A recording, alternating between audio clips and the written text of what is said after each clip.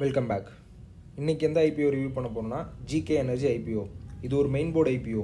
இதோட market gap வந்து 3103.10 கோடியாக இருக்குது. வீடியோ எண்டு வரைக்கும் பாருங்கள், உங்களுக்கு ஒரு பெட்டர் கிளாரிட்டி கிடைக்கும் இந்த ஐபிஓக்கு அப்ளை பண்ணலாமா வேண்டாமான்னு. இந்த வீடியோவில் அவங்களோட பிஸ்னஸ், அவங்களோட ஃபினான்ஷியல் டீட்டெயில், யார் யார் இதுக்கு அப்ளை பண்ணலாம், உங்களோட ஸ்ட்ரென்த்ஸ் என்ன அப்படிங்கிற ஃபுல் டீட்டெயில் வந்து ரிவ்யூ பண்ணியிருக்கோம். வீடியோ எண்டு வரைக்கும் பாருங்கள். ஸோ இது ஒரு மெயின் போர்டு ஐபிஓங்கிறதுனால உங்கள்கிட்ட ஒரு 15,000 இருந்துச்சுன்னா கண்டிப்பாக இந்த ஐபிஓக்கு அப்ளை பண்ண முடியும். எஸ்எம்இ ஐபிஓ இருந்துச்சுன்னா தான் நீங்கள் 2 லட்சத்துக்கு மேலே அப்ளை பண்ணுற மாதிரி இருக்கும். இதோட இம்பார்ட்டன்ட் டேட் செக் பண்ணோன்னா செப்டம்பர் 19 வந்து ஓப்பன் ஆகுது. க்ளோசிங் டேட் வந்து செப்டம்பர் 23 இருக்க போகுது. அலாட்மெண்ட் வந்து செப்டம்பர் 24. லிஸ்டிங் டேட் வந்து September 26. So basic detail check பண்ணோன்னா ஃபேஸ் வேல்யூ ₹2 அப்படிங்கிற இதில் வந்து எடுத்துகிட்டு வராங்க. ப்ரைஸ் வந்து ₹153 கோட் பண்ணுறாங்க ஒரு ஷேருக்கு. ஒரு லாட் வந்து 98 ஷேர்ஸு. ரீட்டெயிலாக மினிமம் ஒரு லாட் அப்ளை பண்ணுற மாதிரி இருக்கும். ஒரு ஷேர்ஸாக நம்மளால அப்ளை பண்ண முடியாது. ஸோ ஒரு லாட் அப்ளை பண்ணுறதுக்கு நமக்கு வந்து ₹14,994 வேணும். இருந்துச்சுன்னா நம்ம அப்ளை பண்ணலாம். இவங்களோட பிஸ்னஸ் அப்படின்னு பார்த்தோன்னா இவங்க இன்கார்பரேட் ஆனது வந்து 2008. இவங்களோட முக்கியமான பிஸ்னஸ் என்னென்னா சோலார் பவர் பம்ப் வந்து ஃபார்மர்ஸுக்கு பண்ணி கொடுக்குறது தான் இவங்களோட மெயின் பிஸ்னஸாக இருக்குது. இவங்க வந்து இபிசி சர்வீசஸ், அதாவது இன்ஜினியரிங், ப்ரொக்யூர்மெண்ட் அண்ட் கமிஷனிங் அப்படிங்கிற ஒரு சர்வீசஸ் இருக்குது. ஸோ அதில் வந்து சோலார் பவர் பிளான்ட் வந்து அக்ரிகல்ச்சரர் அந்த ஃபார்மர்ஸ்க்குலாம் வந்து கவர்மெண்ட் ஸ்கீமில் பண்ணி கொடுக்குறாங்க. அது என்ன ஸ்கீம்னு பார்த்தோன்னா PMKUSUM ஸ்கீம் அப்படிங்கிற ஒரு scheme Kandar ஃபார்மர்ஸ்க்குலாம் solar power pump வந்து பண்ணி கொடுக்குறாங்க. இதுதான் இவங்களோட மெயின் பிஸ்னஸாக இருக்குது. Company offers end-to-end single source solution for survey, design, supply, assembly and installation. அதாவது இப்போ ஒரு ஃபார்மர் இருக்காங்க, அவங்க வந்து எங்கள் ஸ்கீம் கண்டர் எனக்கு சோலார் பவர் பம்ப் வேணும் அப்படின்னாங்கன்னா இவங்க போய் அந்த அவங்களோட லேண்ட் ஏரியாவை மெஷர் பண்ணுவாங்க. அவங்க என்ன கைண்ட் ஆஃப் கார்ப் வந்து வச்சுருக்காங்க, கிராப் வந்து போட்டிருக்காங்க, என்ன பயிர் வந்து பயிரிட்டுருக்காங்க, அதுக்கேற்றாப்புல எவ்வளோ தண்ணி வந்து தேவைப்படும் அப்படிங்கிற ஃபுல் டீட்டெயில் வந்து இவங்க அனலைசிஸ் பண்ணி அதுக்கேற்றாப்புல பம்புக்கான கெப்பாசிட்டி, பம்புக்கான சோலார் பேனல் எல்லாத்தையும் வந்து டிசைன் பண்ணி கமிஷன் பண்ணி கொடுக்குறாங்க. ஸோ அவங்க வந்து ஜஸ்ட் அந்த ஃபார்மர் வந்து அப்ளை பண்ணால் போதும் அப்படிங்கிற லெவலில் இவங்க வந்து ஒர்க் பண்ணிகிட்டு இருக்காங்க. ஸோ இவங்க வந்து அசெட் லைட் மாடலில் ஃபாலோ பண்ணுறாங்க. அதாவது அசெட்டுக்கு முன்னுரிமை கொடுக்காம ஒர்க்கிங் கேபிட்டலுக்கு முன்னுரிமை கொடுக்காங்க. வர்ற ப்ராஃபிட்டை வந்து திருப்பி வந்து பிஸ்னஸை க்ரோ பண்ணுறதுக்காக இன்வெஸ்ட் பண்ணுவாங்க. இதோ இல்லாமல் இவங்க வந்து என்ன முக்கியமான இதுனா இவங்க வந்து அவுட் சோர்ஸ் பண்ணுறாங்க. ஃபுல்லாக பார்ட் எல்லாமே வந்து இவங்களாம் மேனுஃபேக்சரிங் பண்ணாமல் எல்லாமே இப்போ பேனல், பம்பு, எல்லாமே வந்து தனித்தனியாக லோக்கல் வெண்டார்ட்டேருந்து ப்ரொக்யூர் பண்ணி அதை வந்து இன்ஸ்டாலேஷன் மட்டும் இவங்க சைட்லேருந்து பண்ணி அந்த ப்ராஜெக்ட் வந்து க்ளோஸ் பண்ணுறாங்க. இதுதான் இவங்களோட மெயின் பிஸ்னஸாக இருக்குது. அசாஃப்னோ வந்து 12 வேர் ஹவுஸ் வச்சுருக்காங்க. ஏன்னா இவங்க வந்து ப்ரொக்யூர் பண்ணுற மெட்டீரியலெல்லாம் ஸ்டோர் பண்ணி வைக்கிறதுக்காக 12 வேர் ஹவுசஸ் இருக்குது. 90 எம்ப்ளாயிஸ் இருக்காங்க. 709 ஒர்க்மேன் வச்சுருக்காங்க, அதாவது இன்ஸ்டாலேஷனுக்குலாம். இதுதான் இவங்களோட டோட்டல் கம்பெனியோட business overview.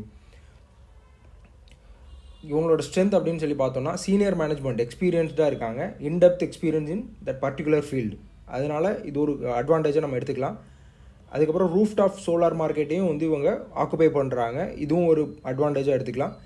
Decentralised infra and localised work flows enable to operate across broad 5 states. 5 ஸ்டேட்ஸில் வந்து இவங்க ஆப்ரேட் பண்ணுறாங்க. இவங்க எப்படின்னா ஒரு சென்டரில் வச்சு எல்லாத்தையும் வந்து ஆப்ரேட் பண்ணாமல், இப்போ வந்து நிறைய கம்பெனிஸ்லாம் பார்த்தீங்கன்னா ஸ்டார்ட் அப்ஸ் வந்து கம்பெனி பெங்களூரில் இருக்கும், இல்லைனா டெல்லியில் இருக்கும், மும்பையில் இருக்கும், அங்கேருந்து அவங்களுக்கு ஆர்டர் போகும்.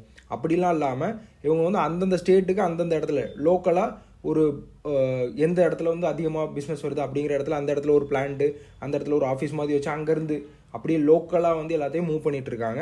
ஸோ அது வந்து இவங்களோட ஸ்ட்ரென்த்தாக கன்சிடர் ஆகுது. அதுக்கப்புறம் கஸ்டமர் சாட்டிஸ்ஃபேக்ஷன். ஃபார்மர்ஸ்லாம் வந்து இவங்க வந்து ஏன்னா ஃபார்மர்ஸ் வந்து அந்தளவுக்கு படிச்சிருக்க மாட்டாங்க. ஸோ அவங்க வந்து சும்மா அப்ளை பண்ணியிருப்பாங்க, எல்லாத்தையும் வந்து இவங்க சைட்லேருந்தே பண்ணி கொடுக்குறதுனால ஃபார்மர்ஸும் வந்து நல்லா சாட்டிஸ்ஃபேக்ஷனாக இருக்காங்க. அதுபோக வந்து நல்ல ஒரு ஆர்டர் புக்கும் வச்சுருக்காங்க அசாஃப்னோ. ஸோ இதுதான் இவங்களோட ஸ்ட்ரென்த்தாக வந்து கம்பெனி சைட்லேருந்து கோட் பண்ணுறாங்க. இவங்களோட ஃபினான்ஷியல் வேல்யூ செக் பண்ணோன்னா இவங்க வந்து எல்லா வெப்சைட்லேயும் இந்த ஒரு டீட்டெயில் மட்டும் தான் கொடுத்துருக்காங்க. 2025 அசெட் வந்து ₹583 கோடி இருக்குது. டோட்டல் இன்கம் 1099.18, பேட் வந்து 133 கோடியும் தான் இருக்குது. ஸோ இப்போனா 1000 கோடி பண்ணிவிட்டு 133 கோடி தான் இவங்களோட ப்ராஃபிட் ஆஃப்டர் டேக்ஸ் இருக்குது. ஏன்னா இவங்க வந்து அசெட்லைட் மாடல் ஃபாலோ பண்ணுறதுனாலையும் மெட்டீரியல்லாம் வந்து அவுட் சோர்ஸ் பண்ணுறதுனாலையும் அதுக்கு எல்லாத்துக்கும் பேமெண்ட் போக இவங்களுக்கு வந்து ₹133 கோடி தான் நின்றுருக்கு. ஸோ EBITDA வந்து 199.69, நெட் ஒர்த் வந்து 209 கோடியும், ரிசர்வ் அண்ட் சர்ப்ளஸ் 175 crore இருக்குது. டோட்டல் பாரோயிங் வந்து 217, இது கொஞ்சம் அதிகமாக தான் இருக்குது. ஸோ இதுதான் கம்பெனியோட ஃபினான்ஷியல் டீட்டெயில். இவங்களோட KPI செக் பண்ணோன்னா ROE வந்து 63.71, ROCW வந்து 55.65% இருக்குது. இது ஒரு நல்ல பர்சன்டேஜ் தான். டெப்ட் ஈக்விட்டி வந்து 0.74 ஆவரேஜ். RONW வந்து 63.71% இருக்குது. பேட் மார்ஜின் வந்து 12.12 ஆவரேஜாக இருக்குது. EBITDA மார்ஜின் வந்து 18.24 average. Price to book value வந்து 12.3439, இதுவும் ஒரு நல்ல ஆவரேஜில் வச்சுருக்காங்க. EPS வந்து 6.57, PE வந்து 23.3 இருக்குது.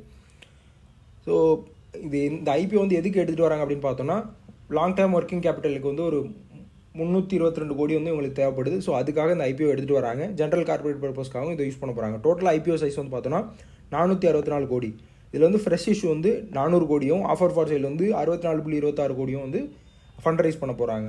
ஸோ இதில் வந்து குவாலிஃபைடு இன்ஸ்டிடியூஷனல் பையர்ஸ்க்கு வந்து 50%, ரீட்டெயிலுக்கு வந்து 35%, HNIக்கு வந்து 15% கொடுக்க போகிறாங்க. ஸோ இந்த காரணத்தினால தான் ரீட்டெயிலில் வந்து அதிக பேருக்கு வந்து எனக்கு IPO நான் ரொம்ப நாளாக அப்ளை பண்ணிட்டு இருக்கேன், 10 வருஷமாக அப்ளை பண்ணுறேன், 2 வருஷமாக அப்ளை பண்ணுறேன், 5 வருஷமாக அப்ளை பண்ணுறேன், எனக்கு வந்து IPO கிடைக்க மாட்டேங்குது அப்படிங்கிறது. ஏன்னா குவாலிஃபைடு இன்ஸ்டிடியூஷனல் பையர்ஸ்க்கு வந்து 50% வந்து அலாட் பண்ணுறாங்க. ஸோ ரீட்டெயிலுக்கு வந்து 35% தான். இன்னும் சில கம்பெனியில் என்னென்னா ரீட்டெயிலுக்கு வந்து 15% தான், 10% தான் கொடுப்பாங்க. ஸோ அதனால தான் ரீட்டெயிலில் உள்ளவங்களுக்கு வந்து நிறைய பேர் கிடைக்க மாட்டேறாங்க. மேக்ஸிமம் அப்ளை பண்ணுறவங்க வந்து ரீட்டெயில் தான். அதனால தான் காம்படிஷன் அதிகமாக இருக்கும். ஆனால் அவங்களுக்கு பர்சன்டேஜ் அலாட் பண்ணுற பர்சன்டேஜ் வந்து கம்மியாக இருக்கிறதுனால டிமாண்ட் காரணமாக நிறைய பேருக்கு அது கிடைக்காமே இருக்குது. ஸோ அதுதான் ரீசன்.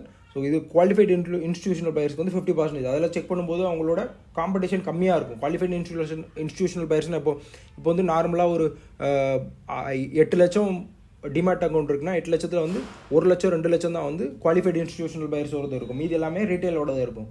ஸோ அதனால தான் அவங்களுக்கு டிமாண்ட் கம்மி, ஆனால் வந்து அவங்களுக்கு அலாட் பண்ணுறது வந்து அதிகம். இங்கே வந்து நமக்கு டிமாண்ட் அதிகம், ஆனால் அலாட் பண்ணுறது கம்மி. அதனால தான் நமக்கு நிறைய பேருக்கு கிடைக்கிறது இல்லை. ஸோ இதோட டோட்டலாக ஓவரால் இந்த IPO எப்படி இருக்குது அப்படின்னு பார்த்தோன்னா, ப்ரொமோட்டர் ஹோல்டு வந்து 78.64% இருக்குது ஆஃப்டர் இஷ்யூ. ஸோ அது ஒரு நம்ம ஒரு பாசிட்டிவ் பாயிண்ட்டாக எடுத்துக்கலாம். ப்ராஃபிட் மேக்கிங் கம்பெனி, அது ஒரு second positive point. Grey market premium வந்து 45 ட்ரேட் ஆகிட்டு இருக்குது. ஸோ இது வந்து ஆல்மோஸ்ட் 30%, அதுவும் ஒரு பாசிட்டிவாக எடுத்துக்கலாம். 4 ஸ்டார் ரேட்டிங் கொடுத்துருக்காங்க, குட். இதில் நெகட்டிவ் என்னென்னு பார்த்தோன்னா, ஹை பாரோயிங் 277 crore வச்சுருக்காங்க. ஏன்னா நமக்கு வந்து எப்போவுமே கடன் இருக்க கம்பெனி வந்து அவங்கள்ட்ட ஒரு சர்டன் அமௌண்ட் ஆஃப் மணி வந்து அந்த பாரோயிங் வந்து அவங்க கொடுத்தே ஆகணும். அதுதான் ஒரு இஷ்யூ. அதுக்கப்புறம் வந்து ஹை டிபெண்டன்சி வித் கவர்மெண்ட். ஏன்னா இவங்க பண்ணுறது பிஸ்னஸ் எல்லாமே வந்து கவர்மெண்ட் ரிலேட்டட். இப்போ வந்து இன்கேஸ் கவர்மெண்ட் சேஞ்ச் ஆச்சு, இல்லை லோக்கல் ஸ்டேட் கவர்மெண்ட் சேஞ்ச் ஆச்சு அப்படிங்கும்போது உங்களுக்கு பிஸ்னஸ் கிடைக்கிறதுக்கான வாய்ப்புகள் இருக்கா அப்படிங்கிறத செக் பண்ணணும். ஏன்னா நார்மலாக கவர்மெண்ட் பேஸ்ட் கம்பெனி என்ன பண்ணுவாங்கன்னா, அந்த கவர்மெண்ட் சப்போர்ட்டில் தான் வந்து வேலையை எடுப்பாங்க. ஸோ இப்போ கம்பெனி சேஞ்ச் ஆகும், இப்போ வந்து கவர்மெண்ட் சேஞ்ச் ஆகும்போது அவங்களுக்கு ஃபேவரான கம்பெனிக்கு தான் அவங்க வேலை கொடுக்குறாங்கன்னா வாய்ப்புகள் இருக்குது. ஸோ அப்போ கவர்மெண்ட் சேஞ்ச் ஆயிடுச்சு, உங்களுக்கு வேலை கிடைக்கலன்னா ஆர்டர் புக்கும் கம்மியாகும், உங்களோட ப்ராஃபிட்டும் கம்மியாகும். ஸோ அது வந்து ஒரு ஹை ரிஸ்க்காக நமக்கு எடுத்துக்க வேண்டியதாக இருக்குது. அப்புறம் வந்து ஃபினான்ஷியல் டேட்டா வந்து கிளாரிஃபைடாக இல்லை. ஏன்னா 2025 மட்டும் தான் கொடுத்துருக்காங்க. இதுதான் இதோட நெகட்டிவாக கன்சிடர் ஆகுது.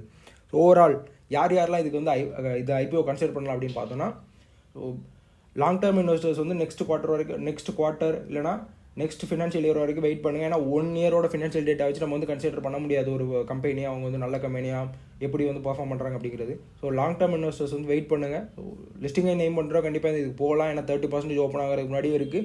இன்கேஸ் ஓப்பன் ஆனதுக்கப்புறம் 40-45% போகிறதுக்கான வாய்ப்புகள் ரொம்ப அதிகமாக இருக்குது. ஸோ கண்டிப்பாக உங்களுக்கு லிஸ்டிங் கிடைக்கும். ஷார்ட் அண்ட் மீடியம் டேர்ம் இன்வெஸ்டர்ஸும் நீங்கள் வெயிட் பண்ணி எடுத்துக்கலாம். ஸோ வீடியோ பிடிச்சிருந்தால் லைக் பண்ணுங்கள், ஷேர் பண்ணுங்கள், சப்ஸ்கிரைப் பண்ணுங்கள். ஸோ இன்னும் என்னென்ன டீட்டெயில் வந்து எடுத்துகிட்டு வந்தால் இந்த ரிவ்யூ வந்து நல்லாயிருக்கும் அப்படின்னு சொல்லி உங்களோட தாட் ப்ராசஸையும் வந்து கமெண்ட்டில் சொல்லுங்கள். நான் வந்து என்னையும் அப்டேட் பண்ணிக்கிறேன். நானும் இன்னும் டெக்னாலஜிஸ்லாம் தேடிட்டு இருக்கேன்.